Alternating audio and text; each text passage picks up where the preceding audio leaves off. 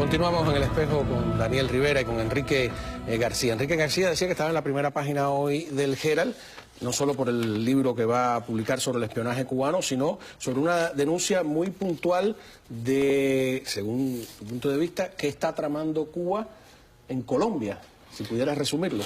Sí, primero, el Centro de la Inteligencia Cubana en Colombia ha crecido de una manera acelerada en los últimos años, precisamente a partir del año 2010.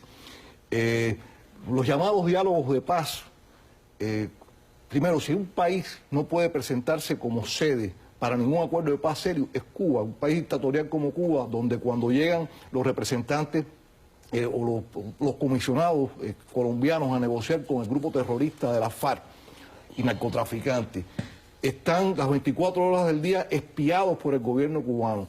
Cuba le pone cuanta trampa pueda existir para comprometerlo, haciéndole perfiles psicológicos. O sea, de ese equipo de negociadores colombianos, en un proceso que ha demorado ya más de 2 años, realmente la cantidad de información y el manejo que tiene Cuba, que además, repito, no es el país más indicado para hacer escenario de una negociación.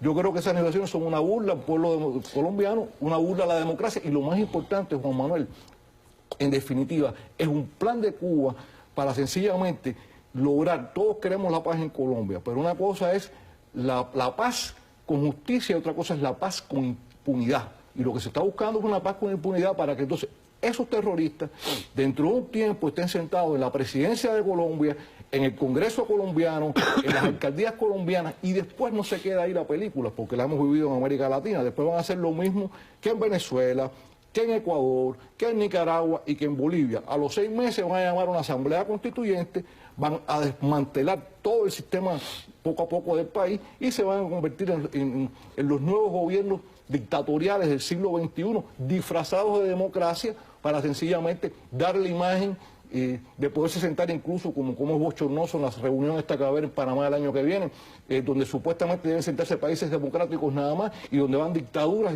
y gobiernos dictatoriales disfrazados de democracia. ¿Quién dirige el Centro de la Inteligencia Cubana en Colombia? Bueno, un ex compañero y amigo mío, Juan Roberto Loforte, su seudónimo es Ramón, entró en inteligencia en el año 1976, trabajó en el equipo Bolivia primero, fue su primer trabajo en la inteligencia. Ahí? Luego de eso, Loforte, el mismo bigote, lo único que era es un bigote blanco, siempre tuvo el bigote ese grueso, negro. Una vez incluso Ramiro Valdero regañó en los años 80 por ese bigote, cuando estaba en México. Después estuvo por Prensa Latina en México en los años 80, de ahí estuvo en el 90, por Prensa Latina precisamente en Nueva York. Después salió, regresó, pasó por, si no me equivoco, por Brasil y ahora está en Colombia. Coronel de la inteligencia cubana en una embajada que hoy en día, históricamente, el centro más grande de la inteligencia cubana en América Latina fue México. Y después, en su momento, en su época, también lo fue Panamá, después de México. Bueno, ya Colombia se perfila como el centro de inteligencia. ¿Más que Venezuela? No, pero es que Venezuela, Cuba no tiene un centro de inteligencia, Venezuela gobierna Cuba. Es otra cosa. Ahora, entonces, hay un detalle de lo que tú dices. O sea, lo que tú me dices es que ellos están tratando de preparar a la guerrilla, como han hecho en otros lados, en El Salvador, etcétera, para que sea una fuerza política que llegue al poder. Y hay un detalle que me hace creer que lo que tú dices no está tan descabellado, y es que una de las propuestas es que determinado tipo de narcotráfico sea visto como un delito político para que entonces se pueda exonerar a estos guerrilleros que también son narcotraficantes. Otra cosa interesante es que este fin de semana hubo unas protestas masivas en varias ciudades, incluyendo Bogotá, en Colombia, contra la política de Juan Manuel Santos, ¿no? De hacer un alto al fuego de ambas partes, que siempre ha favorecido históricamente a la guerrilla, y además de estar entregando de cierta manera el proceso de paz a favor de los guerrilleros. Y la prensa, la gran prensa colombiana, no lo cubrió. O sea, ya ahí hay un manejo de la prensa que se vuelve un tanto peligroso. Otra cosa es, estas guerrillas no son ajenas al mundo yihadista, ¿no? De alguna manera. No, por supuesto que no. Sabemos que grupos islamistas colaboraron con ETA en varias ocasiones, es decir, la venta de armas, la venta de explosivos. Es un mundo oscuro y de mercado negro donde muchas organizaciones de muchas ideologías parece que se encuentran y probablemente las FARC sea una de ellas, ¿no? Este dinero que manejan, y tiene que ver también con Colombia, que manejan los terroristas en el Medio Oriente, tan ligado al petróleo. Ese bajón del precio del petróleo. Nosotros hablamos ya de esto en La Mano Limpia hace un mes, me acuerdo. Y claro, la verdad es que se estaba desplomando el precio del petróleo y estábamos buscando algunas hipótesis, ¿no?, para explicarlo. Había una especie de guerra económica, una hipótesis que hablaba de una guerra económica hacia Rusia un poco, ¿no? Luego yo defendía la hipótesis de que esto lo que buscaba era abaratar el precio de tal manera que ISIS y otros grupos que estaban utilizando esos recursos pues no sacaran esos réditos. Lo que pasa es que en esta hipótesis a mí me molestaba un poco la posición de la OPEC y de Arabia Saudí. No entendía muy bien porque si estaban colaborando o no, o sea, su posición me parecía un poco extraña. Pero, por ejemplo, Arabia Saudí, encontraste? Yo veo que Arabia Saudí ahora mismo, por ejemplo, no está haciendo nada, está secundando, prefiere seguir esta política. No quiere, como que no quiere dar esa sensación de que ha cundido el pánico, ni mucho menos en los mercados del Golfo, y está manteniendo, vamos a decir, la compostura. ¿Hasta cuándo? No lo sé.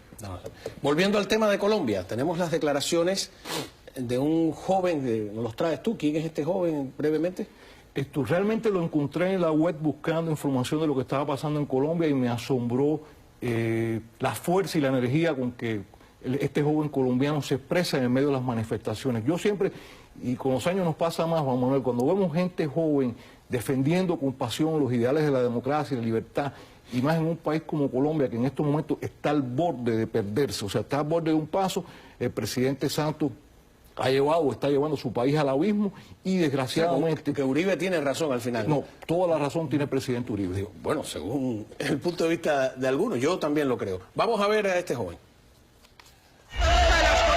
Manifestamos hoy, no soportamos más la guerrilla entre nuestras universidades, no soportamos más que lleven el conflicto a un claustro donde se debe aprender, donde es para educarse y no para formar guerrilleros, y no soportamos más profesores ideólogos de comunistas, ideólogos de Castro, ideólogos de la FARC y del ELN. Vamos a sacar esta plaga de nuestras universidades. Mientras en nuestras universidades tengamos a estos bandidos, tengamos a las insignias, en este país jamás vamos a conocer la paz.